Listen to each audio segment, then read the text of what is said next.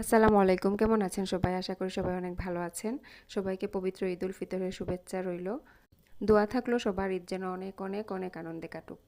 তো বেশ কিছুদিন যাবত তাইবা ইউটিউব দেখে এরকম কয়েকটা ভিডিও দেখছিল আর আমার কাছে বায়না ধরছিল আমি যেন তাকে এরকম একটু সাজগোজ করে মেহেদি পরিয়ে দেই। তো আর কি এত ব্যস্ততার মধ্যেও কাজের ফাঁকে এই 12টার পর এইরকম একটু টুকটাক 1 আওয়ারের মধ্যে আর কি আমি কোনো রকম যা ছিল সেগুলা দিয়ে একটু ম্যানেজ করি তাকে। সে অনেক খুশি। মাঝে মধ্যে আসলে বাচ্চাদের এরকম ছোটোখাটো আবদার পূরণ করতে পারলে তাদের মন মানসিকতা ভালো থাকে। আর তাহিবা যেহেতু একা থাকে বাসায়, তো তার অনেক বোরিং ফিল হয় মাঝে মধ্যে, সেজন্য আর কি এগুলা করা। মেহেদিটা খুব সিম্পলভাবে দেওয়ার চেষ্টা করেছি আমি, কারণ সে বেশিক্ষণ মেহেদিটা রাখবে না, একটু পরে এটা ধুয়ে ফেলবে।